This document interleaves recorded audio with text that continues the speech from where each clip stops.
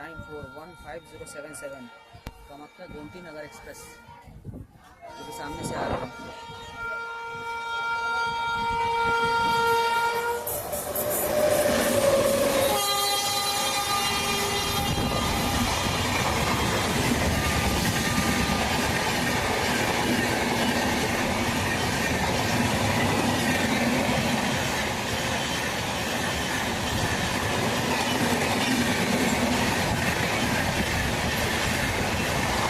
और अभी सामने से आ रही है एक और डिब्रूगढ़ राजधानी है।